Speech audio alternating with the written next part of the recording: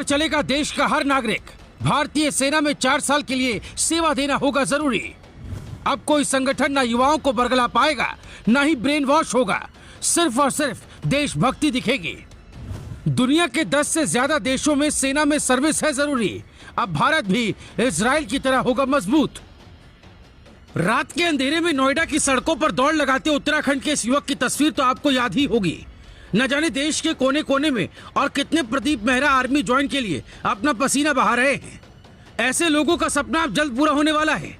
मोदी सरकार tour of duty के तहत अग्निपथ एंट्री नाम की एक ऐसी स्कीम लेकर आ रही है जिसके मुताबिक देश का हर नागरिक सेना में सेवा दे सकेगा, बशर्ते कि उसकी उम्र 18 से 24 साल के बीच हो।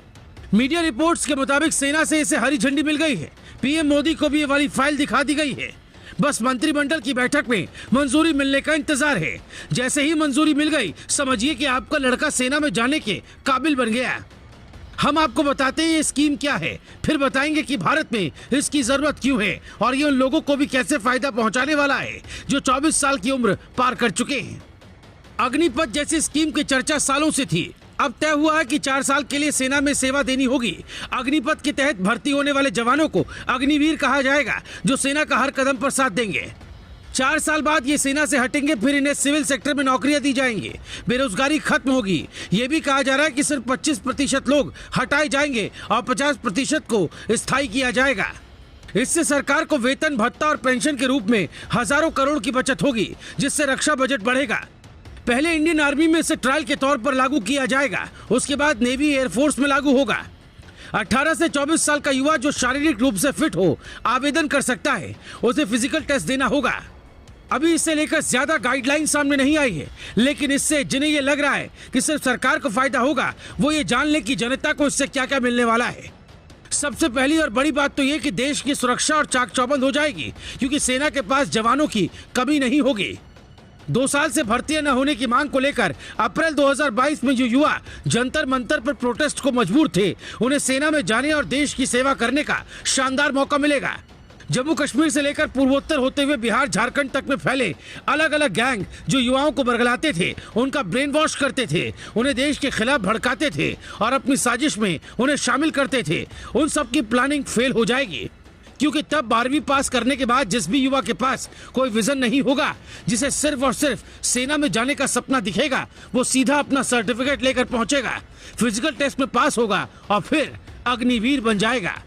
वैसे भारतीय सेना में शॉर्ट कमीशन यानी अस्थायी नियुक्ति वाला फॉर्मेट पहले से ही है, जिसके मुताबिक 4 साल तक के लिए कोई भी सेना में सेवा दे सकता था, लेकिन बाद में इसे बढ़ाकर 10 साल कर दिया गया। हालांकि अब तक ये सबके लिए अनिवार्य नहीं था और अग्निपथ को लेकर ऐसी जानकारी आ रही है कि इसे अनिवार्य किया जा सकता है।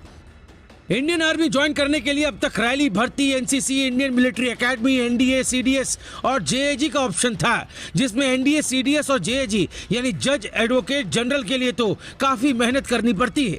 लेकिन अब अग्निपथ एंट्री स्कीम के तहत आपको सेना में शामिल होने का मौका मिलेगा और उसके लिए ज्यादा पापड़ भी नहीं बेलने होंगे। आपको ये जानकर हैरानी होगी कि इजराइल में 2 साल, दक्षिण कोरिया में 21 से 24 महीने, ब्राजील, रूस में 1 साल, सीरिया में 1.5 साल सेवा देना सभी के लिए जरूरी है।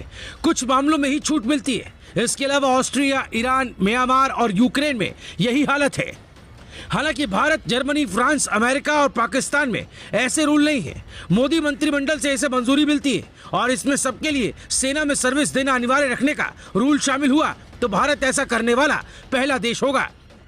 वैसे भी पीएम मोदी ने अपने 8 साल के कार्यकाल में सेना को इतना मजबूत किया है कि अब वो सीमा पार ऑपरेशन को अंजाम देकर सफलतापूर्वक वापस लौटाता है। चीन और पाकिस्तान को समय समय पर मुंह तोड़ जवाब देती है। तभी तो इमरान खान कहने लगे, कश्मीर की बात छोड़ो और बलूचिस्तान बचाओ।